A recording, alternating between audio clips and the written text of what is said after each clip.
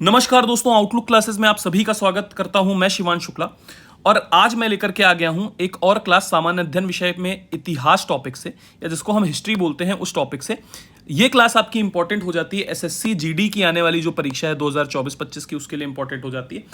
इसके फॉर्म 27 अगस्त को आ जाएंगे, ठीक है। तो हमारी क्लास का मकसद ये रहेगा कि पिछले वर्षों में जो प्रश्न आए हुए हैं उस तरीके के प्रश्नों का अभ्यास करें और उससे संबंधित और प्रश्न कैसे बन सकते हैं उनको समझने की कोशिश करें।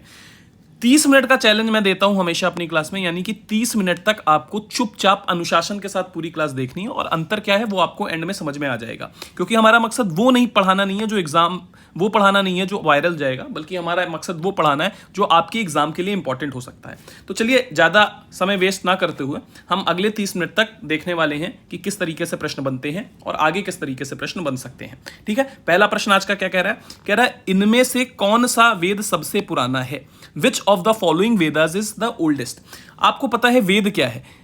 जो हमारा हिंदू धर्म है या सनातन धर्म है, उस परंपरा में जो धार्मिक पुस्तकें हैं उसमें से सबसे प्रमुख वेदों को माना गया है। 4 प्रकार के वेद माने गए हैं: ऋग्वेद, सामवेद, यजुर्वेद और अथर्ववेद। इसमें से ऋग्वेद को सबसे पुराना होने का गौरव प्राप्त है। ऋग्वेद को लगभग 1500 से 1000 वर्ष ईसा पूर्व में लिखा गया। 1500 से 1000 ईसा पूर्व में लिखा गया। बाकी के जो वेद हैं वो 1000 से 600 ईसा पूर्व में लिखे गए, यानी बाकी के तीनों वेद साम, यजुर और अथर्ववेद इस समय काल में लिखे गए। अगर हम ऋग्वेद की बात करें तो ऋग्वेद में कुल मिलाकर के 1028 सूक्त हैं। सूक्त का मतलब क्या होता है? सूक्त का मतलब होता है श्लोकों का संकलन। श्लोक के समूह को, जब एक से ज्यादा श्लोक एक बार में आते हैं तो उसको सूक्त बोलते हैं। तो ऋग्वेद में कुल मिला के 10 किताबें हैं, जिसको हम 10 मंडल बोलते हैं, या फिर हम ये कह सकते हैं कि 10 चैप्टर हैं। तो सबसे पहले तो आप ये समझ लीजिए ऋग्वेद में 10 मंडल हैं, ठीक है, यानी कि 10 किताबें हैं। इस 10 किताबों में से दूसरी और 7वीं किताब, दूसरे से 7वां मंडल जो है ये सबसे पुराना माना गया है। कुल मिला के इसमें 1028 सूक्त हैं, यानी 1028 श्लोक हैं, श्लोकों के समूह हैं, ठीक। और ऋग्वेद को पढ़ने वाले ऋषि को हम लोग होत्र कहते हैं। क्या कहते हैं? होत्र कहते हैं। सबसे पुराना वेद ऋग्वेद है, ये हमको समझ में आ गया। ऋग्वेद किस बारे में है? देवताओं को प्रसन्न करने के लिए प्रार्थनाएं हैं, यज्ञ करने के लिए प्रार्थनाएं हैं, स्तुतियां हैं। दूसरे नंबर पर आता है यजुर्वेद। यजुर्वेद में यह बताया गया है कि इन रिचुअल्स को किया कैसे जाए। जैसे तुम पूजा करते हो तो पूजा में जो सामग्री लगती है वो क्या है? उसको हम रिचुअल बोलते हैं, पूजा पद्धति, है ना। तो यजुर्वेद में बताया गया है कि कैसे वो मंत्र पढ़े जाएंगे देवताओं को प्रसन्न करने के लिए। सामवेद जो शब्द है ये समन से बना हुआ है, और समन का मतलब होता है सुनना, ठीक है। ये ऐसी ऋचाओं का या ऐसी प्रार्थनाओं का संकलन है जिनको गाया जा सकता है। ध्यान दो, जिनको गाया जा सके। इसीलिए कहा जाता है कि जो भारतीय शास्त्रीय संगीत की परंपरा है वो सामवेद से ही निकली है। अथर्ववेद किस बारे में बात करता है? अथर्व जो शब्द है वो अथर्वन शब्द से बना हुआ है, और अथर्वन शब्द का मतलब होता है पवित्र जादू, ठीक है। पवित्र जादू क्या होगा भाई? पवित्र जादू क्या होगा? पवित्र जादू मतलब चमत्कार। ईश्वर की प्रार्थना करके उससे चमत्कार की उम्मीद की जा रही है। अब ये चमत्कार क्यों होगा? कुछ अच्छा करने के लिए जीवन में, या कोई रोग को ठीक करने के लिए। और इसी वजह से जहां पवित्र जादू होगा, जादू है तो फिर काला जादू भी होगा, है ना। तो काला जादू भी यहीं से निकला है। टोना टोटका, वशीकरण, ये भी यहीं से निकला हुआ है। बात समझ में आ गई है? इसके अलावा बीमारियों से ठीक होने की चीजें भी इसमें दी गई हैं, ठीक। अगला क्या कह रहा है? Chauri Chaura incident took place during which movement? Chauri Chaura की घटना किस आंदोलन के दौरान हुई थी? Civil disobedience movement, Champaran movement, quit India movement, non cooperation, यानी कि सविनय अवज्ञा आंदोलन, चंपारण आंदोलन, भारत छोड़ो आंदोलन या सहयोग आंदोलन। देखो, भारत आने के बाद गांधी जी ने कई सारे आंदोलनों का नेतृत्व किया, जिसमें से एक प्रमुख आंदोलन था जिसको हम लोग क्या बोलते हैं? असहयोग आंदोलन बोलते हैं।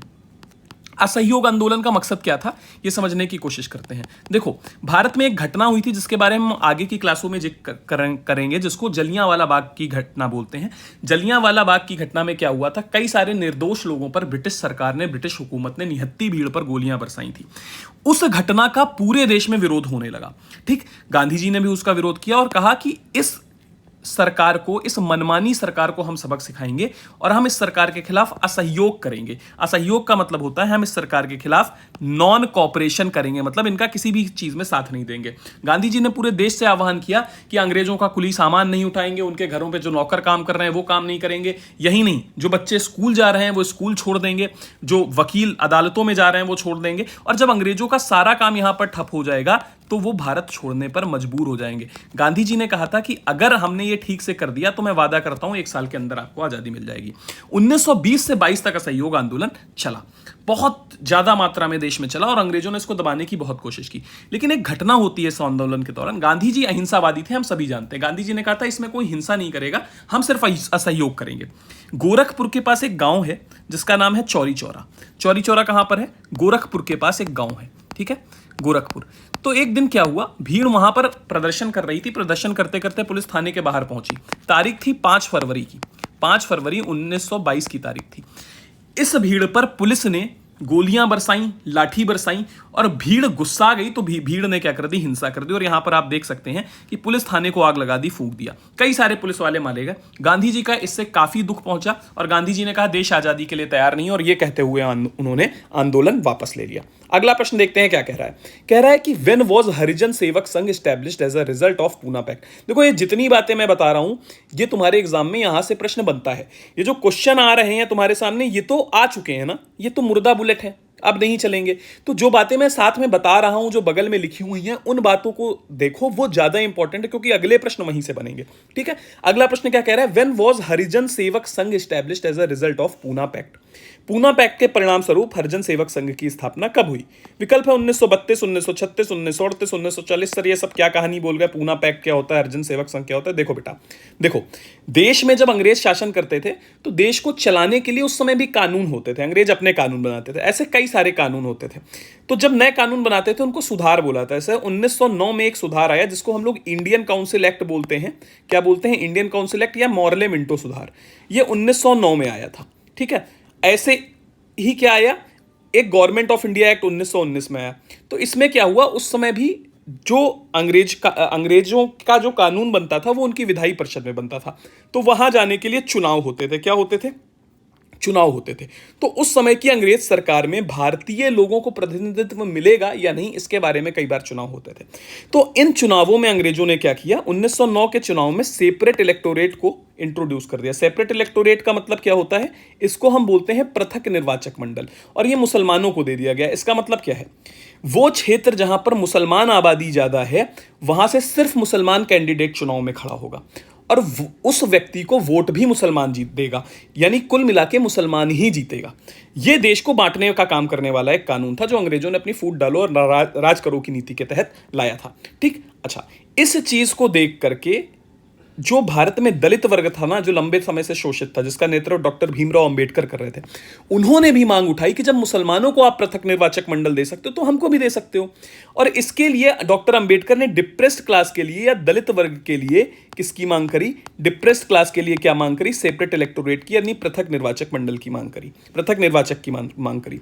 इसके अतिरिक्त जो डॉक्टर अंबेडकर थे वो 1927 में 2 काम कर ही चुके थे, जैसे कि एक महाड़ सत्याग्रह कर चुके थे और एक मनुस्मृति का दहन कर चुके थे। उनका मानना था कि भारत के दलितों पर जो अत्याचार उच्च वर्ग के हिंदुओं द्वारा किए जा रहे हैं वो मनुस्मृति की वजह से हो रहे हैं, इसलिए 1927 में उन्होंने अपने सहयोगियों के साथ मनुस्मृति का दहन किया था, जलाया था। और महाड़ सत्याग्रह में उन्होंने क्या किया था, उन्होंने एक जो पब्लिक वाटर सिस्टम था वहां से पानी पीने का काम किया था, क्योंकि उस पर्टिकुलर वर्ग के लोगों को, डिप्रेस क्लास के लोगों को पब्लिक वाटर वे से पानी लेने की इजाजत नहीं थी। ठीक है, तो ये था महाड़ सत्याग्रह। अच्छा, अब डिप्रेस क्लासेस के लिए वो सेपरेट इलेक्टोरेट की बात कर रहे थे, यानी पृथक निर्वाचक मंडल की बात कर रहे थे। इस चीज के गांधी जी खिलाफ थे, क्योंकि गांधी जी को लगता था ऐसे तो हिंदू समाज बट जाएगा, कई वर्गों में बट जाएगा। ठीक है, लेकिन अंबेडकर क्या कह रहे थे, नहीं हमको चाहिए। अब 1922 में क्या हुआ, 1932 में क्या हुआ, गांधी जी यरवड़ा जेल में उस समय बंद थे सविनय अवज्ञा आंदोलन की वजह से। ठीक, अंबेडकर क्या कह, 1935 में अंग्रेज एक कानून फिर से बनाने वाले थे। ठीक है, तो उसमें ये अंबेडकर का मानना था कि उस सरकार में, उस जो 1935 में जो कानून बनेगा उसके लिए हमको पृथक निर्वाचक चाहिए। गांधी जी ने कहा नहीं। ठीक, तो दोनों के बीच में टसल हो गया। अब गांधी जी को मनाने अंबेडकर कहां पहुंचे? 1932 में पुणे की यरवदा जेल, जिसको हम लोग क्या बोलते हैं, इसको गांधी जी के बीच में और अंबेडकर के बीच में जो समझौता हुआ उसको बोला जाता है पूना पैक्ट। क्या बोला जाता है? पूना पैक्ट बोला जाता है।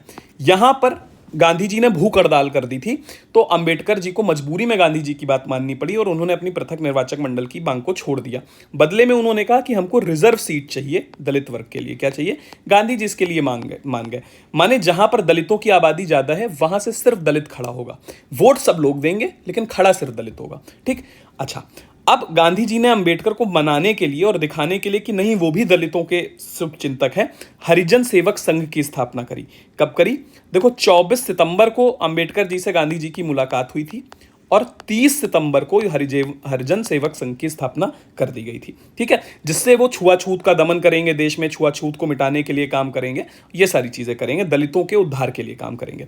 अगला प्रश्न क्या कह रहा है? कह रहा है ऋग्वेद के मंत्रों को इसमें किसे क्या बोला जाता है? विकल्प है चैप्टर, सूक्ता, फॉर्मूला, यमी। अध्याय, सूक्त, सूत्र, यमी। अभी थोड़ी देर पहले मैंने बताया था कि ऋग्वेद में 10 मंडल हैं, यानी 10 किताबें हैं, जिसमें से दूसरी से 7वीं किताब पुरानी है, बाकी नहीं है। ठीक है, इसमें 1028 सूक्त हैं। ऋग्वेद के सूक्त का मतलब क्या होता है? मंत्रों का समूह।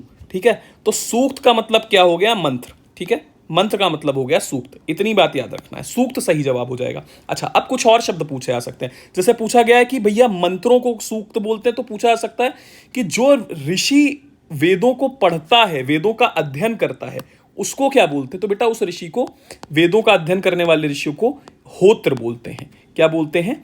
होत्र बोलते हैं। ठीक, अच्छा, अब जैसे कि हिंदुस्तान को बदनाम किया जाता है कि महिलाओं की स्थिति बहुत खराब थी, लेकिन अगर मैं तुम्हें बताऊं नहीं है, ऐसा कुछ नहीं था।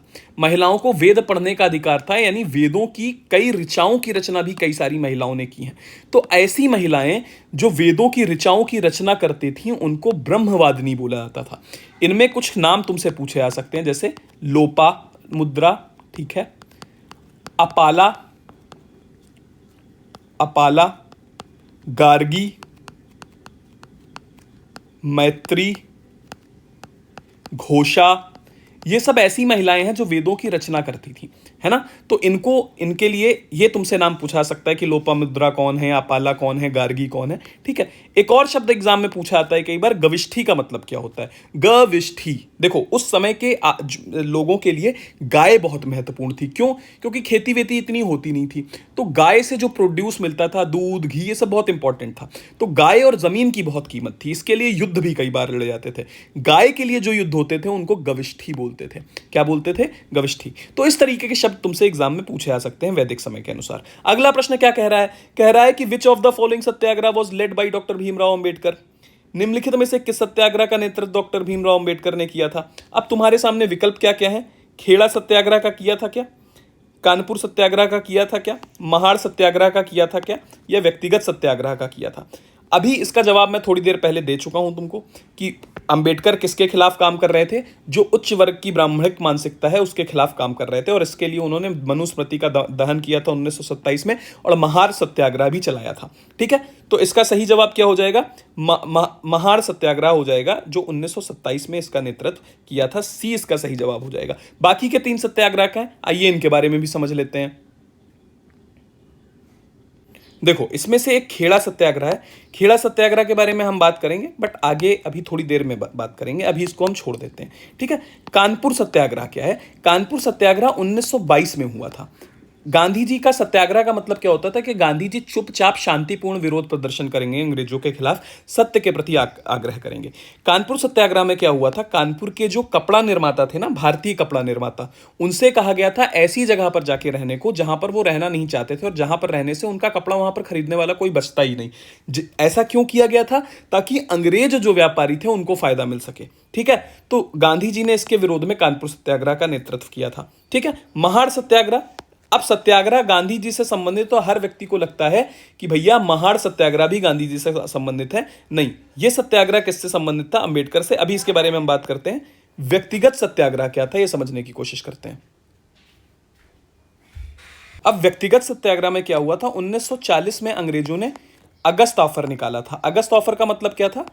उन्होंने, देखो 1939 में विश्व युद्ध छिड़ गया, अंग्रेजों ने भारतीयों से कहा कि वो उनका विश्व युद्ध में साथ दें। भारतीयों ने कहा क्यों दें, आप हमको आजादी दो, हम आपका साथ देंगे। अंग्रेजों ने कहा ओ अच्छा ठीक है, हम आपको अगस्त ऑफर रखते हैं, माने कि आप अभी हमारा साथ दे दो, हम विश्व युद्ध के बाद सोचेंगे कि हमको आपको आजादी देनी है कि नहीं। तो इसका विरोध कर दिया भारतीयों ने।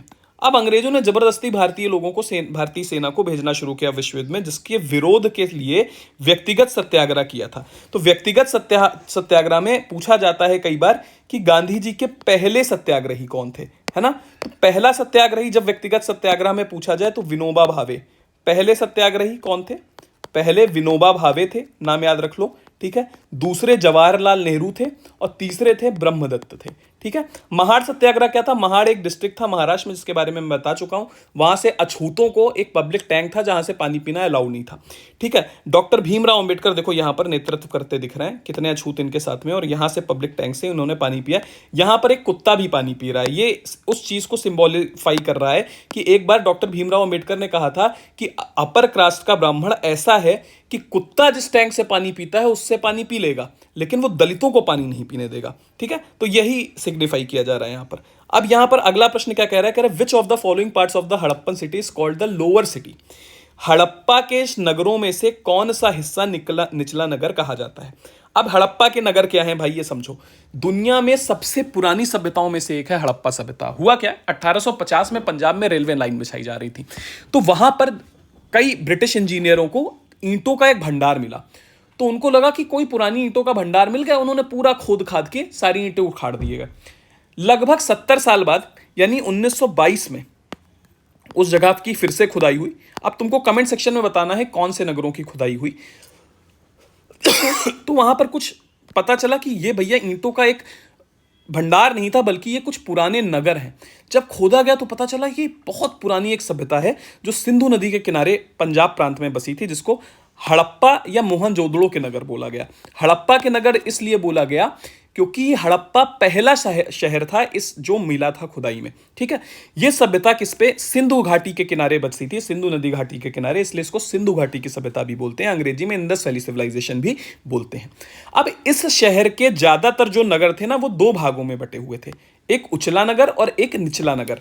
अब ये तुम डायग्राम देख रहे हो तो इसमें क्या है, देखो ऊंचाई पर बसा हुआ ये वाला हिस्सा है, ठीक है, ये दिखाई दे रहा है, और बाकी का हिस्सा नीचे बसा हुआ है, ठीक है। तो ये शहर जो थे ऐसे ही दो भागों में बटे हुए थे। ऊंचे लोग कौन होते हैं? अमीर लोग, एलीट क्लास, अभिजात्य वर्ग के लोग, कुलीन वर्ग के लोग, राज परिवार के लोग। तो ये जो उचला नगर था इसको अंग्रेजी में सिटाडेल बोलते थे, यहां पर ऐसे ही अमीर लोग रहते थे। और जो निचला नगर था वहां आम जनता रहती थी, गरीब लोग रहते थे, ठीक है, ये बात याद रख लेना। लेकिन अब यहां पर एक पेंच है। एक नगर है जिसका नाम है धोलावीरा। यह हड़प्पा सभ्यता का एकमात्र नगर है जो 3 भागों में बटा हुआ था। कितने भागों में बटा हुआ था? धोलावीरा 3 भागों में बटा हुआ था। उचला नगर, बीच का नगर और निचला नगर। और एक जगह है चान्हू दड़ो। क्या नाम है? चान्हू दड़ो। चान्हू दड़ो में सिर्फ एक भाग था, ठीक है, इतना याद रखना। यहां पर चान्हू दड़ो में जो उचला नगर था, सिटाडेल था, वो नहीं था। तुमको कमेंट सेक्शन में ये बताना है कि धौलावीरा किस राज्य में है और चान्हू दड़ो कहां पर है, ठीक है। अगला प्रश्न देखिए क्या कह रहा है। कह रहा है who among the following was the founder of the Maurya empire. इनमें से कौन व्यक्ति जो था वो मौर्य साम्राज्य का संस्थापक था? विकल्प है चंद्रगुप्त मौर्य, अशोक, चंद्रगुप्त द्वितीय, समुद्रगुप्त। चंद्रगुप्त मौर्य, अशोक, चंद्रगुप्त द्वितीय या समुद्रगुप्त। देखो कहानी समझते हैं।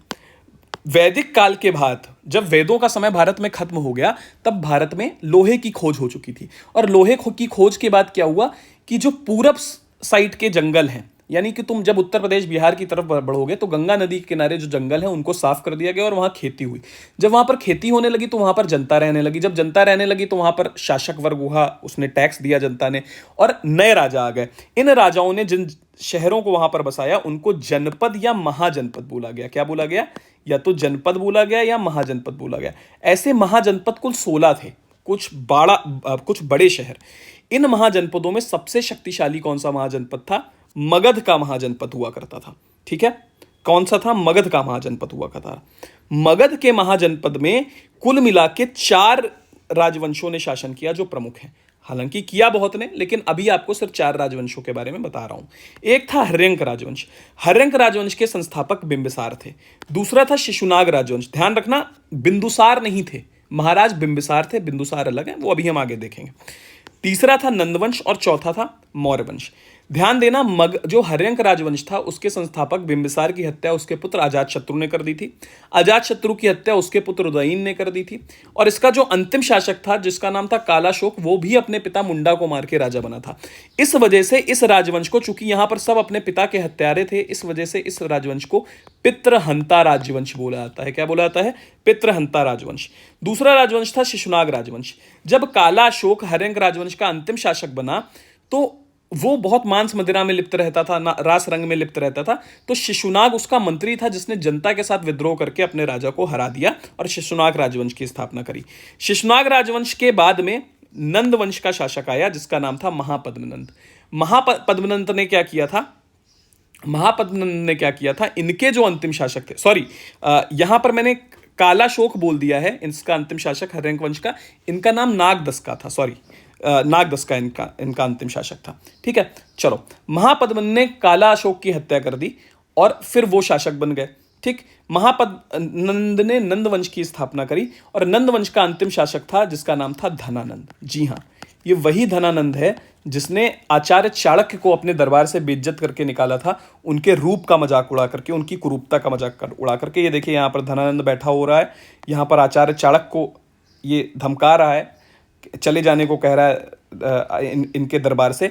और आचार्य चाणक्य यहाँ पर अपनी शिखा खोल के प्रतिज्ञा लेंगे कि जब ये इनको साधारण सा शिक्षक बोल के दुत्कारेगा तो आचार्य चाणक्य प्रतिज्ञा लेंगे कि शिक्षक साधारण नहीं होता धनानंद, प्रलय व निर्माण उसकी गोद में पलते हैं, और अगर मुझ में सामर्थ्य रहा तो मैं अपना पालन पोषण करने वाले सम्राटों का निर्माण करूंगा। और आचार्य चाणक्य ने यही किया, एक बच्चे को तैयार किया जिसका नाम था चंद्रगुप्त। और यहां पर देखिए, चंद्रगुप्त ने एक युद्ध लड़ा धनानंद के साथ और बाद में चंद्रगुप्त शासक बनेगा। ठीक है, तो चंद्रगुप्त मौर्य नाम का यह बच्चा शासक बनेगा जो मौर्य वंश की स्थापना करेगा और आगे यहां पर चल के अशोक जैसे महान राजा होंगे। अगला प्रश्न क्या कह रहा है? कह रहा है which of the following metals of Harappan civilisation has been obtained from present day Rajasthan and Oman. अब ध्यान देना, हड़प्पन सिविलाइजेशन या फिर सिंधु घाटी की सभ्यता, इंडस वैली सिविलाइजेशन में कौन कौन से मेटल या फिर जिसको हम खनिज बोलते हैं, धातुएं बोलते हैं, वो इस्तेमाल होती थी।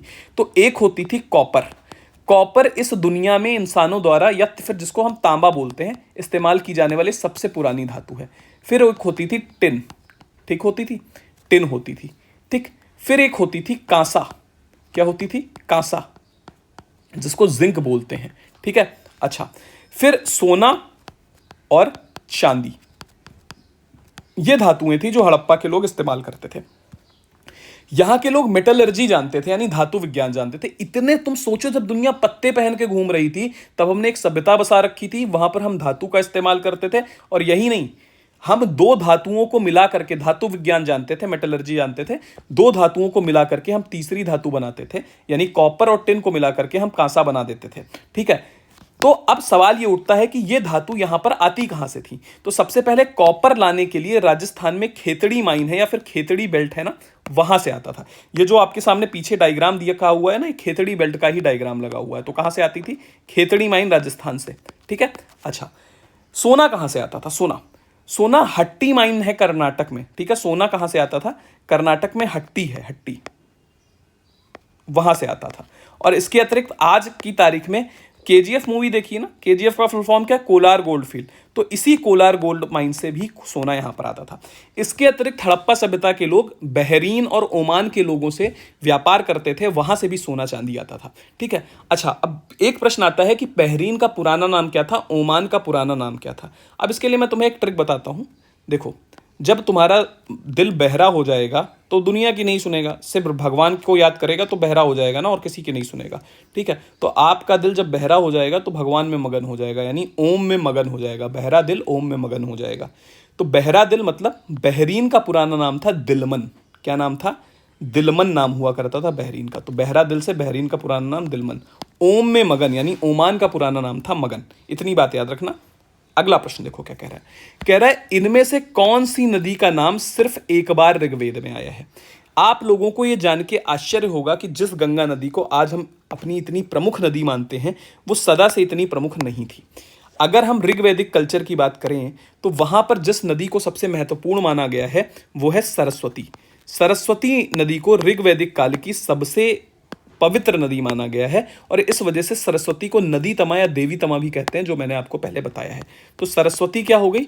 पवित्र नदी हो गई, सबसे पवित्र नदी। ठीक है, दूसरी नदी कौन सी आती है? दूसरी नदी है सिंधु। सिंधु नदी एक ऐसी नदी है जिसका सबसे ज्यादा बार जिक्र है, सर्वाधिक वर्णित नदी है ऋग्वेद में। ठीक है, अब बात करते हैं गंगा। गंगा आज की तारीख में इंपॉर्टेंट हो गई, तब तो नहीं थी, तब तो लोग पंजाब के आसपास रहते थे, तो उत्तर प्रदेश बिहार में जहां गंगा बहती वहां लोग रहते ही नहीं थे।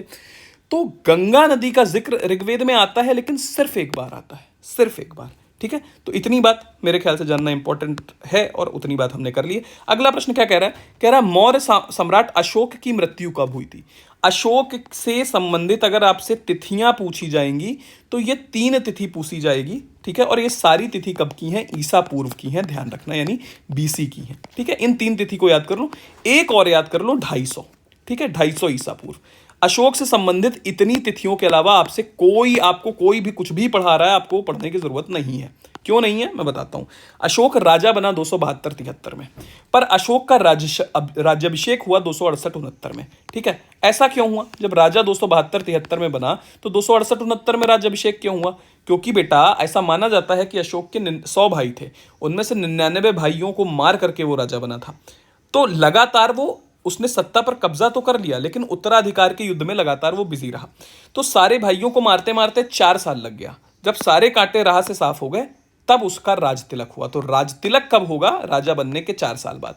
अब कहीं कहीं पर उसके राजा बनने का साल 262 दिया रहता, 72 दिया रहता है, या कहीं कहीं पर 73 दिया रहता है। उसी तरीके से राज तिलक का साल कहीं 268 है, कहीं 269 पे है। ठीक है, आपके ऑप्शन में जो हो आप वो टिक मारोगे। एक तारीख और पूछी जाती है। अशोक ने पूरी दुनिया जीत ली, कलिंग नहीं जीत पा रहा था। उसने कहा कलिंग तो बेटा जीतना ही है, तो कलिंग पर हमला किया। कब? 261 ईस्वी में। ये अपने शासन के 8वें वर्ष किया। कब किया? 8वें वर्ष। तो ये प्रश्न पूछा जाता है, अशोक ने कलिंग पर हमला शासन के कौन से वर्ष किया? तो या तो पूछेगा कौन से वर्ष किया, तो 8वें वर्ष किया, या पूछेगा साल, तो 261 ईसा पूर्व है। ठीक है, अच्छा, इसके बाद अशोक ने युद्ध का त्याग कर दिया था, और वहां पर जो नरसंहार हुआ कलिंग में, उसको देख के उसका हृदय परिवर्तित हो गया और उसका बुद्धम शरणम गच्छामि हो गया, बुद्ध धर्म को उसने स्वीकार कर लिया। 250 ईस्वी एक और तारीख है जो याद रखनी है। क्यों? क्योंकि उस समय अशोक ने तीसरी बौद्ध संगति कराई थी। ठीक है, चलो अगला प्रश्न देखो क्या कह रहा है। 1770 में इंग्लैंड की महारानी ने, जिनका नाम क्वीन एलिजाबेथ था, उन्होंने एक ट्रेड मोनोपोली के लिए अधिकार दिया था। 1777 में क्या हुआ था? यहां पर 1770 हटाओ, ये साल गलत है। 1777 को दूसरे कारण से यहां पर दिया हुआ है। ठीक है, 1777 को दूसरे कारण से यहां पर दिया गया है, 1777 यहां पर नहीं होगा। प्रश्न पूछा क्या गया है कि the east India company received a charter from queen Elizabeth of England in it monopoly on trade with east. East India company ने इंग्लैंड की महारानी एलिजाबेथ प्रथम से एक चार्टर प्राप्त किया, जिसने इससे पूरब के साथ व्यापार करने का एक अधिकार मिल गया। ठीक है, इसका साल टिक मारना है। 1600, 1610, 1615, 1624 कौन सा साल है? इसका सही जवाब आपको देना है। देखो, हम सभी को पता है अंग्रेजों ने जब यहां पर शासन किया तो वो व्यापारी बन के भारत में आए थे। ईस्ट इंडिया कंपनी आई थी व्यापार करने। अच्छा, ईस्ट इंडिया कंपनी को वहां के राजा ने या वहां की रानी ने भारत पर व्यापार करने का एक अधिकार दिया था, माने इंग्लैंड की और कोई कंपनी भारत में व्यापार नहीं करेगी। ऐसा क्यों? क्योंकि ईस्ट इंडिया कंपनी में शेयर थे ब्रिटिश क्राउन के, ब्रिटिश ताज के। तो अगर कोई और कंपनी व्यापार करेगी तो जो फायदा है वो बट जाएगा। इस वजह से सिर्फ ईस्ट इंडिया कंपनी को व्यापार में एक अधिकार दिया गया था। 1599 में एक कंपनी बनी थी और 1600 में उसको ये चार्टर दे दिया, किसके? इंग्लैंड की महारानी क्वीन एलिजाबेथ ने। तो साल क्या है? 1600। 1608 में पहला अंग्रेज व्यापारी जिसका नाम था कैप्टन हॉकिंस, वो भारत आया, और 1609 में भारतीय जो बादशाह था जिसका नाम था जहांगीर, उसके दरबार में आया। तो यहां पर एग्जामिनर कई बार कंफ्यूज करता है। एग्जामिनर पूछता है कि भारत कब आया था, बच्चे 1609 में हमारा देते, जहांगीर का दरबार 1600 नहीं, सूरत के तट पर उतरा था 1608 में, जहांगीर के दरबार पहुंचते पहुंचते 1 साल और लग गया। ठीक है, थॉमस रो फिर उसके बाद में एक और अंग्रेज अधिकारी था जो भारत आया 1615 में। ठीक है, पहली ब्रिटिश कंपनी कहां पर लगी? सूरत में लगी, ध्यान देना, 1613 में। कई बच्चे कहेंगे मसूलीपट्टनम में लगी थी। बेटा, मसूलीपट्टनम में जो लगी थी वो पहली ब्रिटिश फैक्ट्री फुल फ्लेज्ड नहीं थी, है ना, वो अस्थायी फैक्ट्री थी, ध्यान देना। ठीक है, एक प्रश्न अब देखो, भारत के साथ व्यापार करना क्यों जरूरी था? इस रास्ते से व्यापार करना भारत के लिए जरूरी था जिसको वास्को डी गामा ने खोज निकाला था।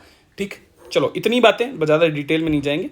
आज की क्लास का अंतिम प्रश्न लेते हैं और फिर आज की क्लास खत्म करते हैं। क्या कह रहा है कि जलियांवाला बाग कांड के लिए जिम्मेदार कौन था? General hunters, Satyapal, general Dyer or general painters? Jallianwala Bagh हत्याकांड के लिए कौन जिम्मेदार था? ये जवाब आपको देना है। देखो, 1918 में पहला विश्व युद्ध खत्म हो चुका था और पहला विश्व खत्म होते समय भारत में एक कानून चलता था जिसको सिडनी रॉलेट की अध्यक्षता में बनाया गया था। उस कानून का नाम था रॉलेट एक्ट।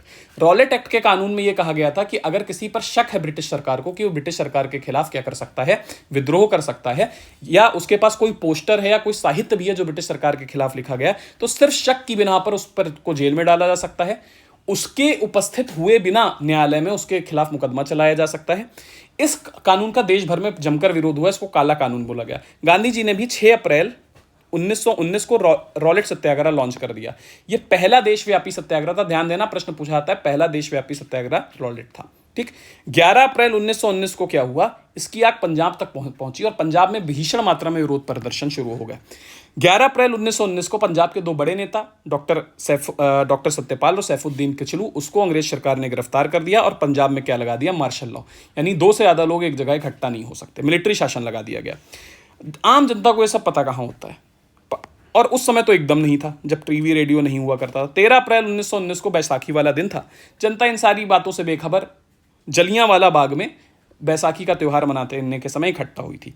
वहां पर तभी एक अंग्रेज अधिकारी घुसता है जिसका नाम था जनरल रेजिनल्ड डायर। ध्यान देना, नाम इंपॉर्टेंट है, जनरल रेजिनल्ड डायर। ये जलियांवाला बाग के गेट को चारों तरफ से बंद करता है और अपने सिपाहियों को भीड़ पर अंधाधुंध गोली चलाने का आदेश देता है। कई लोग मारे जाते हैं। ठीक। अच्छा, इसके बाद में जलियांवाला बाग कांड की जांच करने के लिए ब्रिटिश सरकार एक हंटर कमेटी बनाती है। ठीक है, जो इस कांड की जांच करते, ये प्रश्न भी पूछा जा सकता है। ठीक। अच्छा, एक बच्चा था इस समय जिसका नाम था उधम सिंह। वो ये सारी घटना देख रहा था। उसके मन में बहुत बदला लेने की इच्छा जागी इन लोगों से, अंग्रेजों से। 1940 में ये बच्चा लंदन पहुंचता है और वहां पर माइकल ओडॉयर, जो उस समय पंजाब का गवर्नर था। माइकल ओडॉयर कौन था? पंजाब का गवर्नर था। तो ये उसको ही जिम्मेदार मानते थे जलियांवाला बाग कांड के लिए, क्योंकि ना उन्होंने मार्शल लॉ लगाया, गोली चलाने का आदेश डायर ने दिया था। ध्यान देना, ये डायर है, ये डॉयर है, ये अंतर है। तो उधम सिंह ने 1940 में लंदन जाके माइकल ओडॉयर को गोली मार के इस कांड का बदला लिया था। ध्यान देना, माइकल ओडॉयर को गोली मारी थी और गोली चली थी जनरल डायर के आदेश पर, रेजिनल्ड डायर के आदेश पर। आज की क्लास में मुझे लगता है इतनी बातें पर्याप्त रहेंगी। हम कल सुबह 11 बजे फिर से अपनी एक क्लास लेकर के आएंगे। आज की क्लास में इतना ही, बाकी की बातें नेक्स्ट क्लास में। धन्यवाद। जय हिंद।